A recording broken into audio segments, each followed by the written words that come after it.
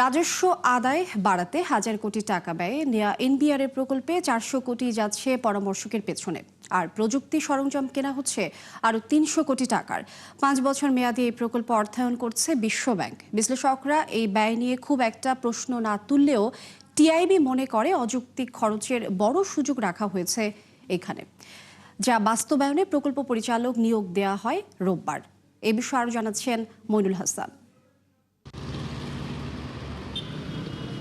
রাষ্ট্রের ব্যয় মেটাতে প্রধান নির্ভরতা রাজস্বে, তবে জিডিপির তুলনায় সেই আয়ে বাংলাদেশ পিছিয়ে যে কোনো দেশের চেয়ে। এই দৈন্যতা কাটাতে বেশ কয়েক বছর ধরেই একের পর এক উদ্যোগ নিচ্ছে সরকার, কিন্তু কয়েক দফায় মোটা অঙ্কের অর্থ ব্যয় হলেও তাতে লাভ হয়নি খুব একটা।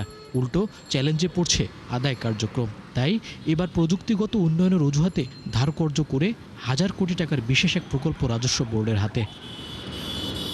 2030 সালের জুনে শেষ হতে যাওয়া ওই প্রকল্পের নাম অভ্যন্তরীণ রাজস্ব সংগ্রহের সক্ষমতা বৃদ্ধিকরণ, যাতে মোট ব্যয় হচ্ছে 1009 কোটি টাকা। এই অর্থের প্রায় পুরোটাই ঋণ হিসেবে দিচ্ছে বিশ্বব্যাংক। তবে আশ্চর্যের বিষয় হলো প্রকল্পে মোট ব্যয়ের 40% বা 400 কোটি টাকায় ব্যয় হচ্ছে পরামর্শকদের পেছনে, যাকে সহজভাবে দেখছেন না টিআইবির নির্বাহী পরিচালক। প্রথমত, যে ডিজিটাইজেশনের নামে ইতিমধ্যে এনবিআর কেন্দ্রিক যে বিনিয়োগ হয়েছে, যে অর্থ ব্যয় হচ্ছে, সেটা কেন কার্যকর হলো না সেটা আমার দেখতে হবে, সেটা বের করতে হবে, এবং তার পিছনে কারা দায়ী সেখানে বিশ্বব্যাংক কিন্তু ছাড় পাবে না।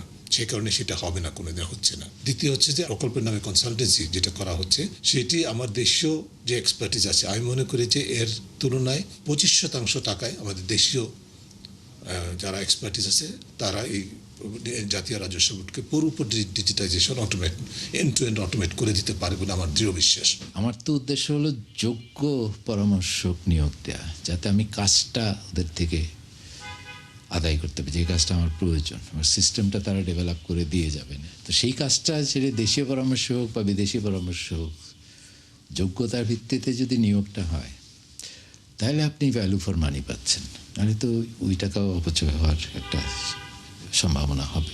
এনবিআর মনে করছে এই প্রকল্পের মাধ্যমে বাড়বে প্রযুক্তিগত দক্ষতা, কমবে দুর্নীতি।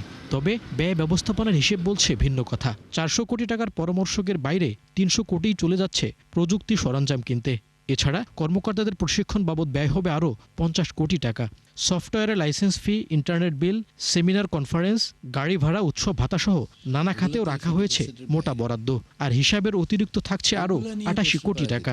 এখানে যারা কাজ করবেন ওই কাজের জন্য অতিরিক্ত বেনিফিট দেওয়া হবে। যদি তাই হয় তাহলে এই সমস্ত মহার্ঘ ভাতা, শিক্ষার জন্য ভাতা, আবার ট্রেনিংয়ের জন্য ওখানে বাজেট দেওয়া আছে, এইগুলো প্রয়োজনটা কতটা সেটা নিয়ে প্রশ্ন করতে পারে। যে ডিজাইনটা করা হয়েছে প্রকল্পে, সেটাকে আমি মনে করি যে নিরপেক্ষ দেশের এক্সপার্টিস দিয়ে পরখ করা উচিত, যাচাই করা উচিত এর মধ্যে যথাযথতা আছে কিনা।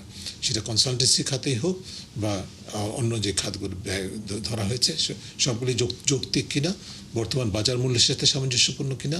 এটি বাস্তবায়নে রোববার বিসিএস কর একাডেমির মহাপরিচালককে প্রকল্প পরিচালক নিয়োগ দেয় অর্থ মন্ত্রণালয়।